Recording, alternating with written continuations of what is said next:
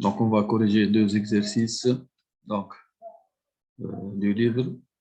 Exercice numéro 1 et 2, page 168. Donc, deux exercices de chimie. Donc, le premier exercice. Donc, voici les deux exercices. Donc, page 162 plutôt, page 168. Donc, on vous donne ici le fameux KE. Donc, on en aura besoin dans l'exercice 2.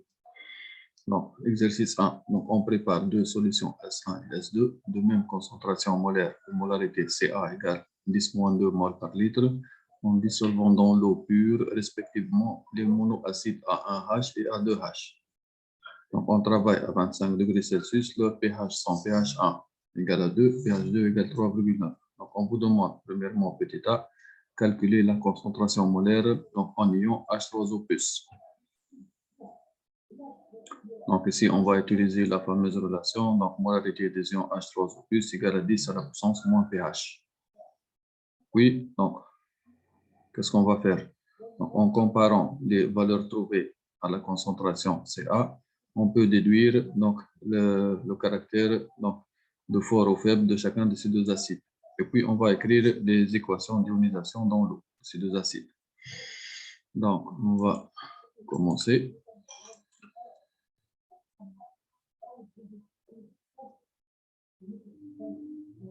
Donc, exercice numéro 1, page 162. Donc, on a deux solutions S1. Elle est constituée par l'acide A1H qui a un pH 1 égale 2. Ce sont les données. Donc, maintenant, S2, c'est l'acide A2H de pH. pH 2 égale 3,9. Donc, premièrement, donc on va utiliser pour les deux acides, donc petit a, on va utiliser la relation donc H3O plus molarité égale 10 à la puissance moins pH. On va travailler avec, pour la solution S1, je vais l'indicer par 1 ici. Donc, ça sera H3O plus 1 égale 10 à la puissance moins pH 1. Donc, ça sera 10 à la puissance moins 2 mol par litre, c'est-à-dire 0,0 mol par litre. Donc, pour l'acide A2H, ça sera H3O plus 2 égale 10 à la puissance moins pH 2, c'est-à-dire ça sera 10 à la puissance moins 3,9 mol par litre. Donc, à l'aide de la calculatrice, donc, on trouve donc, à peu près donc, chiffre donc, valeur approximative 1,3, 10 à la puissance moins 4 mol par litre. Donc, petit b, on vous demande de déterminer le caractère, donc 1b, le caractère fort ou faible de chacun de ces deux acides. Or, qu'est-ce qu'on a? On a pour l'acide A1H, qu'est-ce qu'on a? On a la molarité des ions H3O+, on l'a trouvé 0,01 mol par litre, qui est égal à Ca, donné au début de l'exercice. C'est-à-dire, on conclut que A1H est un acide fort.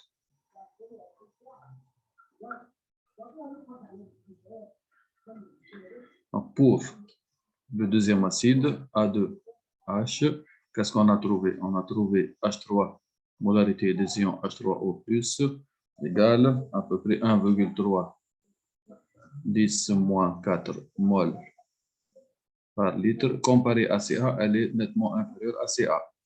D'où cet acide est un acide faible. Donc, d'où A2H est un acide faible. Donc, petit c, on vous demande d'écrire les équations de leur dissolution dans l'eau. Donc, un acide, donc, comme c'est la définition, donc, on a A1H plus H2O. Donc, maintenant, il est fort, donc on écrit une seule flèche, pour faire attention. Donc, ça va nous donner H3O+, et il va rester ce résidu-là qui portera un signe moins, plus A1 moins. De même pour le deuxième acide, donc A2 H plus H2O. Il faut faire attention ici, on va mettre deux flèches parce que c'est un acide faible. Donc, comme ça, voilà. Donc, H3O plus A2 moins. Donc, deuxième question.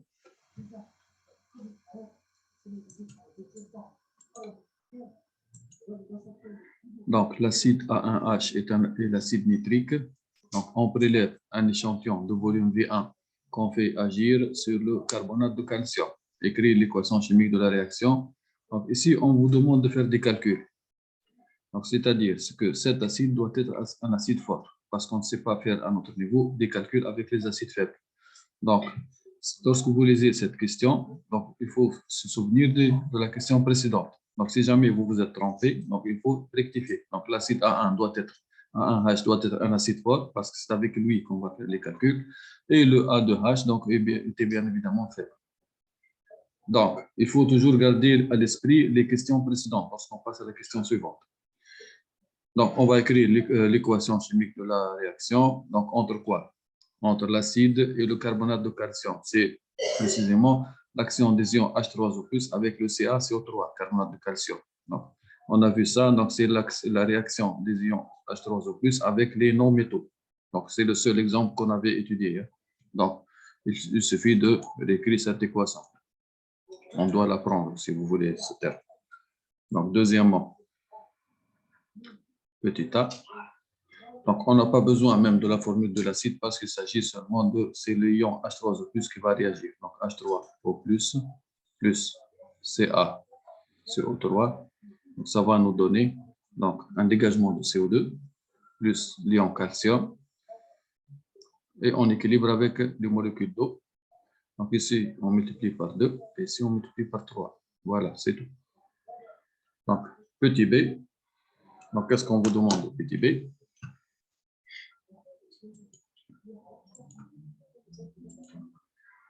Donc, quel est le volume de gaz dégagé?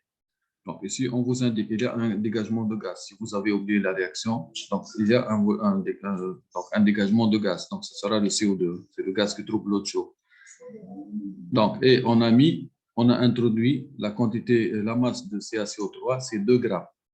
Donc, pour que tous ces 2 grammes réagissent, donc après la réaction de tous ces 2 grammes, donc quel est le volume dégagé de CO2?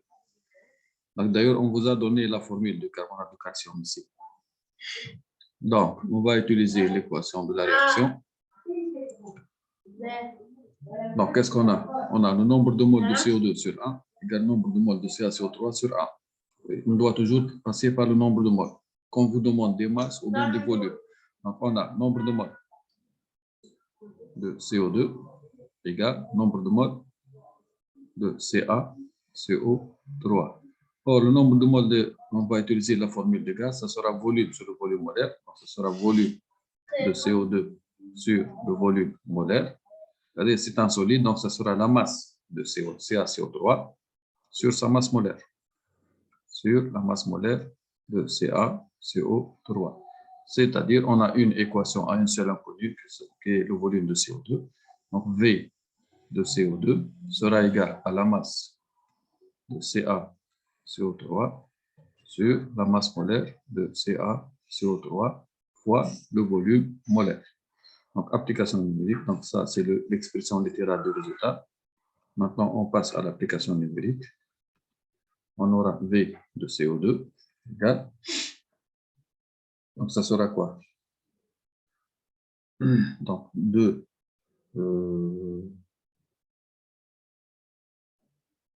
masse molaire de CaCO3, donc c'est 100 grammes par mol. On a 2 grammes, donc ça sera 2 sur 100 fois le volume molaire qui est égal à 24. Donc, ça sera 48 sur 100, donc ça sera 0,48. N'oubliez pas l'unité, c'est litre. Donc, la question suivante.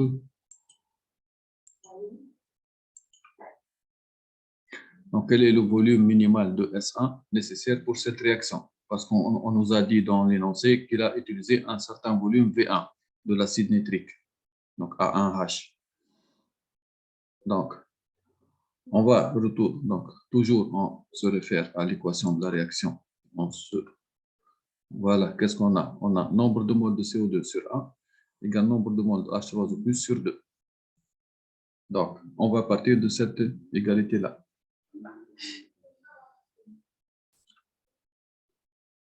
En petit c, on a nombre de moles de CO2 sur 1, je ne vais pas l'écrire, égale nombre de moles de H3O+ sur 2.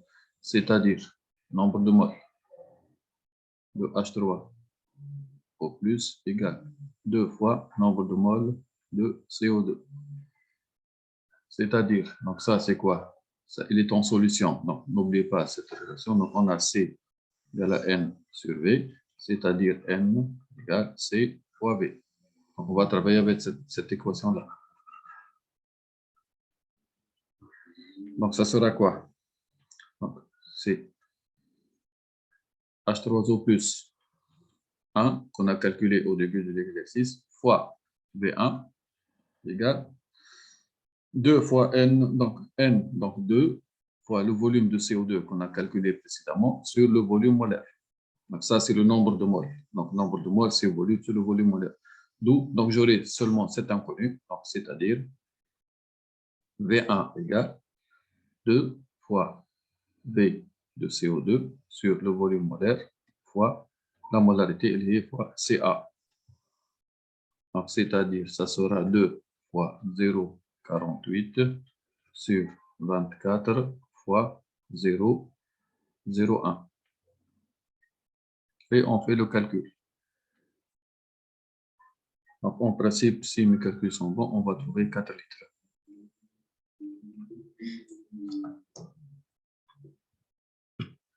Ça, c'est pour l'exercice 1. On a terminé l'exercice 1.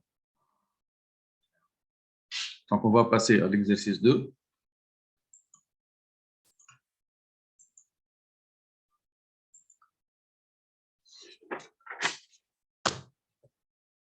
Donc, exercice 2, page 162.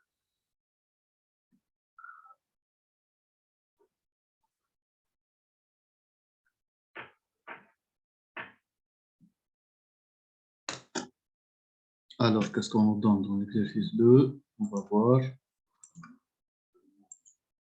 Donc, on va travailler avec des solutions basiques maintenant.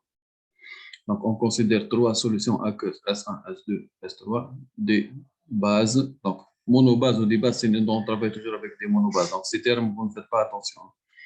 Donc, S1, S2, S3, de 3 bases B1, B2 et B3, de même concentration, donc CB égale 10-2 moles par litre, et chacune a son pH. Donc, B1 elle a un pH 1 égale à 12, l'autre pH 2, 11, et l'autre donc 10,5.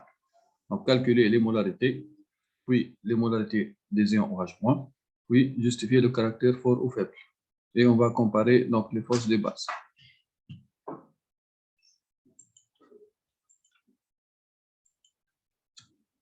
Donc maintenant, on va utiliser quoi? Donc, on va commencer ça par petit 1. Je vais écrire les données ici. Donc, S1, c'est la base numéro 1 qui possède un pH 1 égal combien? Égal à 12.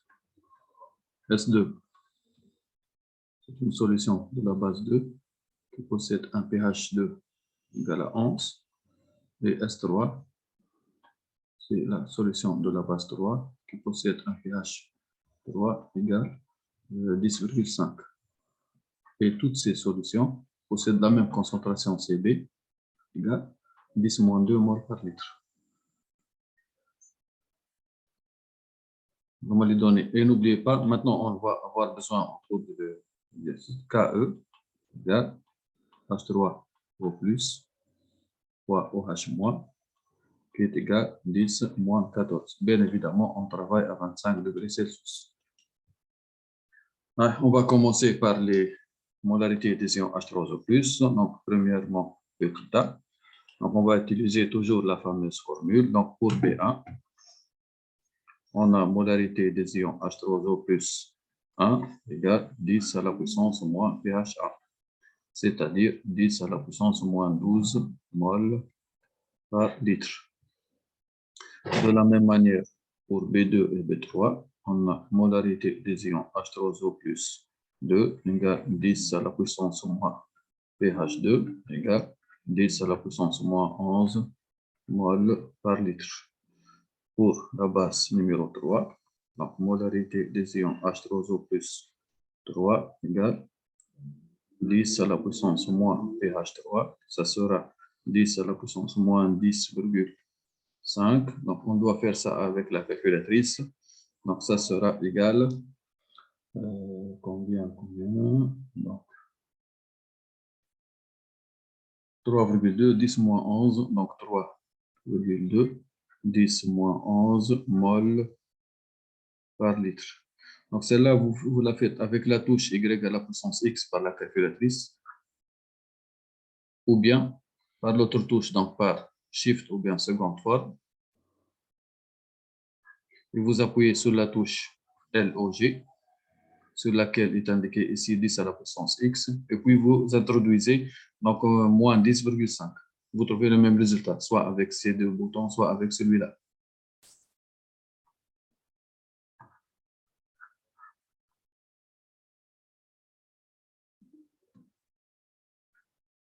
Donc ça, c'était la question 1. Maintenant, on vous demande de déduire à partir de la question précédente les modalités des ions OH- pour chacune des bases.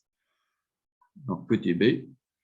Donc, on va utiliser quoi? On va utiliser le produit ionique de l'eau. Donc, on a donc pour OH-1, ça sera KE sur H3O plus 1, c'est-à-dire 10 moins 14 sur 10 moins 12. Ça sera égal 10 moins 2 mol par litre. Donc, de la même manière pour les deux autres bases, donc OH moins 2, ça sera égal toujours à KE. KE ne change pas parce qu'on n'a pas changé la température. Elle est toujours égale à 10 moins 14.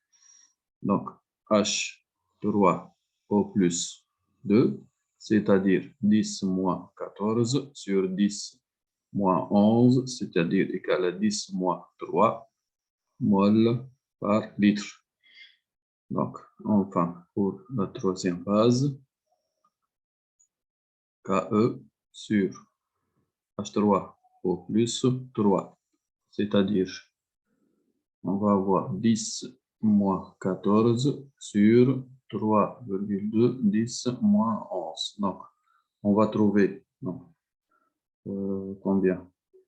Donc, 3, 10 moins 4, donc chiffre rond. 3, 10 moins 4 mol par litre. Donc, je vais répondre, donc directement, je vais répondre à la question C. Donc, qu'est-ce qu'on vous remarquez? Donc, cette concentration, elle est égale à CB. C'est-à-dire, la base B1 est une base forte. Base forte. Pour ces deux-là, les deux molarités sont inférieures à CB. Donc, B2 et B3 sont des bases faibles. Donc, B2 et B3 sont des bases faibles. Voilà. Donc, ça, c'était la question C, hein, en bleu. Maintenant, on va passer. Non, c'est juste, on vous demande de déduire directement. Ce n'est pas la question C. Maintenant, pour la question C,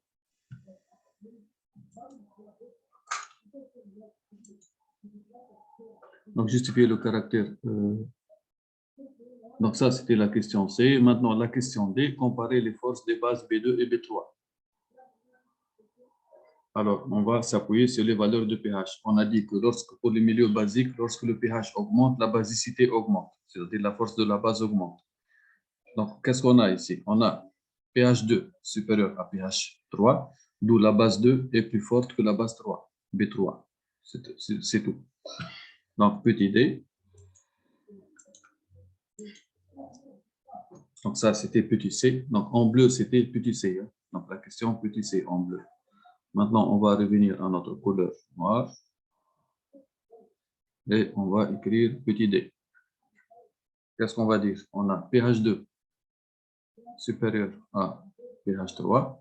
Donc, c'est-à-dire B2 est une base plus faible, plus forte, donc est une base plus forte que B3. Donc, on va passer à la question suivante.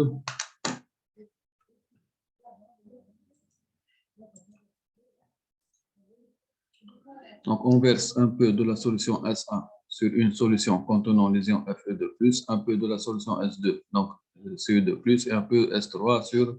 Donc, ce sont les réactions de précipitation pour identifier ces ions. Donc, observe-t-on dans chaque cas.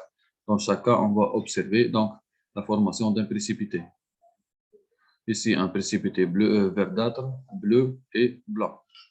Donc, un peu de solution. Donc, on ne va pas se redissoudre ce précipité parce que la base, elle est faible aussi. Donc, écrire les équations de réaction. Donc, on a vu ça donc, dans notre leçon. Hein. Donc, quand même, on va les écrire.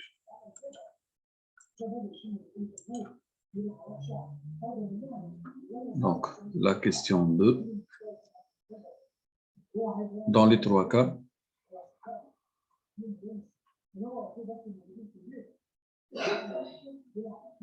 donc on a des réactions de précipitation. Donc, petit a. Le premier cas, c'est un précipité vert.